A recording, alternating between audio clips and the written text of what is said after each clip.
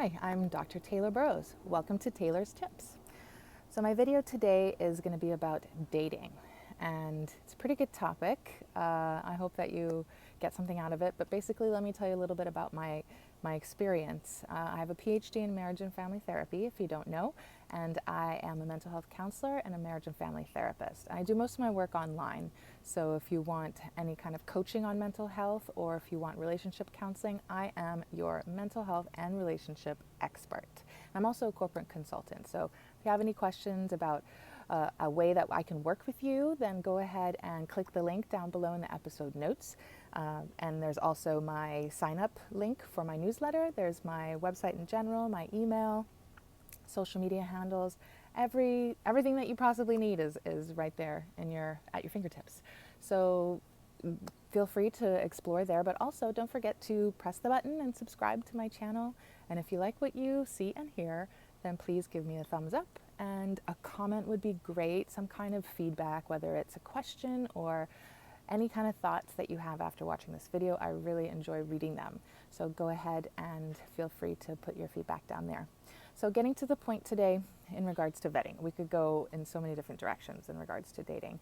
But one of the things that came up this week for me in regards to distance dating, it's kind of a term that I came up with as opposed to online dating, which is more like the swipe right, left culture, or long distance relationships. Those are like the concepts that we hear about more often. But distance dating, I am coining as being the type of dating that has happened since we're really proliferating social media.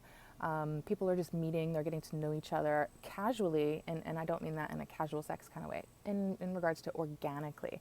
They're observing each other, and you're getting to know each other over time, which is actually a quite healthy way to meet. And then, it's not like an intentional dating app, but just by hanging out in the internet neighborhood, you get to know someone and then maybe slowly warm up to each other, start DMing, then start texting, then video calls, and then before you know it, it's a couple months in and you've developed some feelings, right? So that's the type of distance dating I'm referring to. And when it comes to that, and I do think that it's good because it can broaden your options. And it also, this is one of the big pluses I find, it helps you avoid some of the pitfalls of in-person dating when sometimes the hormones get the best of people and you might jump into a sexual relationship before you've really vetted them. Or there's just different complications because maybe they're just really good at seduction, or there's a lot of playboys out there, or playgirls. So the playgirls, I guess, are the ones that are more so after the provisioning and they have some goals in regards to finances and whatnot. Gold diggers are not necessarily a bad thing, but I think a lot of times that can accelerate when you're in person versus the online, the distance. I'm going to call it distance dating. I want you to remember that term. It slows it down and it clarifies things a bit. You really start to get to know someone for their personality. So you can kind of observe them in their interactions, in their natural habitat online with other people, and their thoughts and just the things that they post. And you figure out whether you have alignment in your values and your standards and your lifestyle. You get to learn their habits. Do they exercise? Do they wake up early? Do they go to sleep late? What kind of music do they like? All this stuff is really good information that you have access to, right? And so you really do determine the compatibility and the chemistry that you have with each other. And if you don't live very close to each other, then it also slows it down so that, you're not necessarily, getting the hormones all revved up. And they can still be revved up, trust me. And there also is a possibility of having some kind of sexual interaction online or on the phone or whatever, but you don't have to. The sort of trigger for that is muted, for lack of a better word. So it can be quite healthy to do that, but I think it's really important to then, one, you want to clarify with the person what their capacity is for travel. Are they able to come to you? Are they able to fly you out? Are you able to meet somewhere, like as a compromise for expenses or whatever? And other than that, are there any sort of availability or openness thoughts of relocating, right? So if you want to get to those topics pretty early on so that you know what you're doing this for. So if you are self-aware and you know what you want and where you're at in life and what's important to you, if you're a woman, I mean, the likelihood is that you're looking for a long-term relationship, and most men are looking for a long-term relationship as well. Even if they're not consciously seeking it out, that most of them want that as well. And most of what men want, just to sort of, give you a little aside hint, is respect. They want a feminine woman who respects them. And women want a man who loves her and adores her, desires her, and gives her lots of attention and affection. So it's supposed to be a symbiotic relationship in a healthy way in that sense, but we get a lot of things distorted, and the modern world has kind of detoured us a bit. So ladies, when you are going through this process of getting to know someone, and you're vetting them for their masculinity, for their leadership, for their ability to navigate life with control and being firm and just to have that self-management down so that they don't fly off the handle, that they're reliable, that they're consistent, that they're a man of their word, a man of honor, all of those things. They're a good provider. And it doesn't mean he has to be rich, but he's going to be able to get stuff done. Whatever it takes, he's going to get it done. So that's what you're looking for from a man, in addition to all the things that, you find important in life. You want someone to align with those things. It's great when you have that compatibility. But that chemistry is just that extra ingredient that you can't always predict. It's that fire, that magnetism, that electricity, right? So it can be felt long distance, like over the phone or on the internet after a bit of time. Now, this is where I wanted to get to this other concept about one of the differences between men and women biologically, and we look back in our evolution. Women biologically are they're nurturers by nature. So they're maternal. They're built to take people in and take care of them and love them and make them their own and their family, right? So you see that in animals and humans for eons, where they will be able to bring somebody up just as one of their own.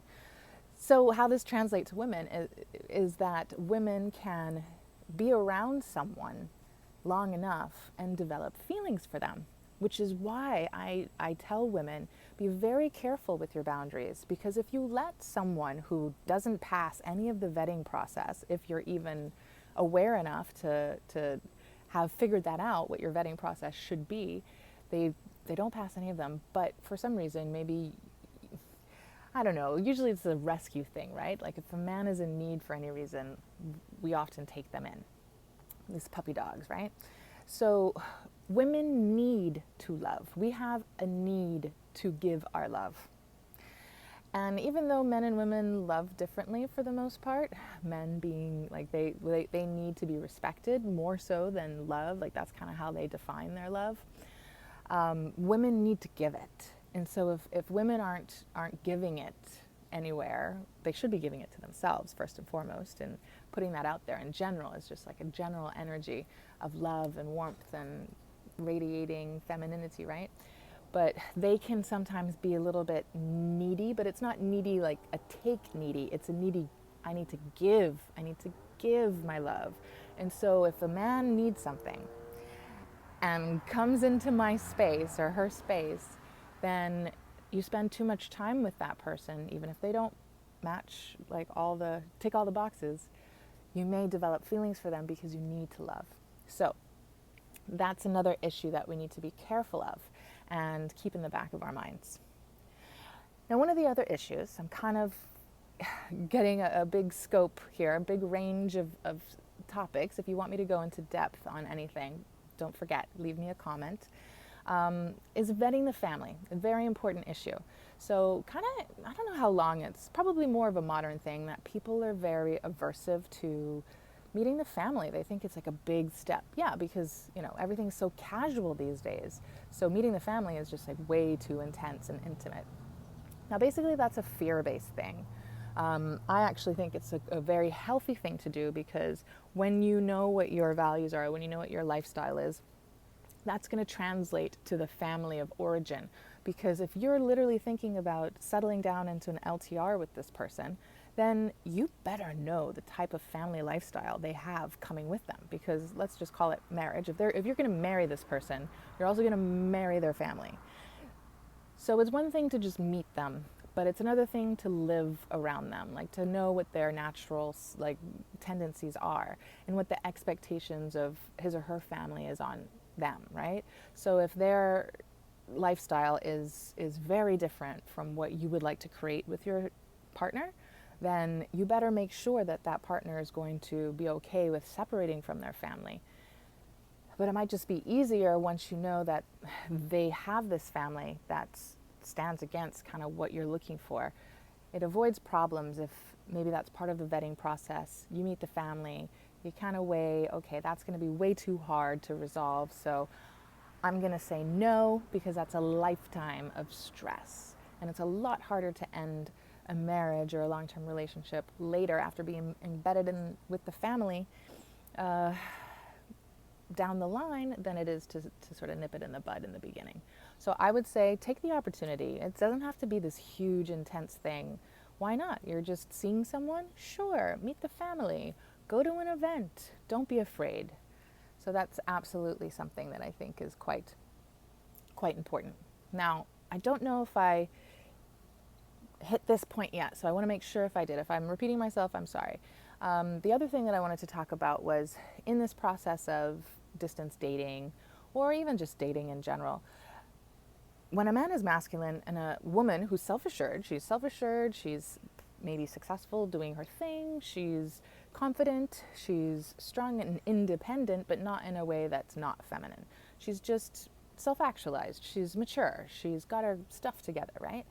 So she knows that he should be the one sort of directing things and pursuing. She's not going to chase after a guy. This is the way it should be, right? The man pursues. It doesn't mean chase, but pursues. He's the one that sets the pace, and you don't chase him. You have to let him come to you. And if you're in a good place, then that's going to be absolutely natural and not contrived. You're not gaming or anything. It's just you're the prize. Well, he's the prize too. Let's be honest. But you know what I mean? Both of you have to be coming from that state of mind, which is really important. You're winning each other, which is a beautiful thing. So once he's pursuing you and you're sort of vetting him, he's vetting you, this goes back and forth for a while. What you see sometimes is that when you finally do sort of put it out there, maybe it took you a little bit of time to kind of decide, okay, I'm willing to be more vulnerable because he does pass certain layers of vetting and I am starting to develop feelings for him. So if you do that and then all of a sudden he withdraws, he backs away, maybe he doesn't back down, maybe it's temporary, maybe he just gets a little bit anxious or scared, or maybe he doesn't know what to do. A lot of men are anxious or scared. You know, it might be from avoidant attachment in childhood transitioning into more of a dismissive adult attachment style as a grown-up, right, in intimate relationships. And, you know, it can be difficult to ride out sometimes. You don't know at first if it's just a contextual thing, like it's circumstance, he's busy at work, or family issues or something, or if it's a real lack of maturity, which is very possible. Basically, we can go through all those scenarios, but it depends. I would have to sort of have a specific example from each person to really determine what the outcome may be. But if you think about it this way, one, maybe it wasn't really significant interest to begin with, like whether it's he realizing, oh, well, now I've sort of won her, I'm not really interested anymore, I just kind of enjoyed the pursuit. Two, maybe you're not that interested and this is an opportunity for you to see, do I really care? Maybe I don't. And then it can just fizzle. Or maybe he just doesn't know how to lead. Maybe pursuing is one thing, right? That's like the chase part is exciting. But then maybe he doesn't know how to be a leader, a man in command. And if you say, I like you too, yeah, let's try this, let's see how it goes or whatever. Maybe he just doesn't know yet. Maybe he's not mature enough. Maybe he's not ready. Maybe he doesn't know how to lead you. Maybe you are too much woman for him in that way, right? So, and it's not necessarily to blame someone, but if you think about the personalities coming together, you have to recognize that you have to be able to be led by him, and he has to be able to lead you in order for it to be a good match. If it doesn't quite work that way, then it's better to just call it off and, no harm, no foul, right? That is the vetting process.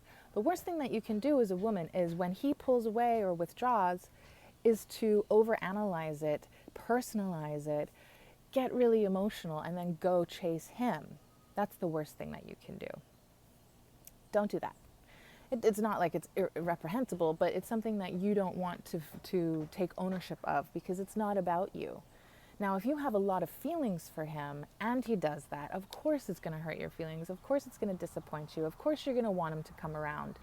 But you get yourself busy taking care of you and doing your stuff. And maybe he'll come around. Maybe he won't. But either way, you've ruled something out if he doesn't. And if he does come around, then he's stepped up to the plate. And that's a good thing. So lots of scenarios that could play out, but I hope that was an interesting exploration of dating scenarios and topics. That these are things that I'm happy to talk about with you one-on-one, or just send me more topics if you're interested in anything particular, and I will put something together. So see you soon. Have a great day. Ciao.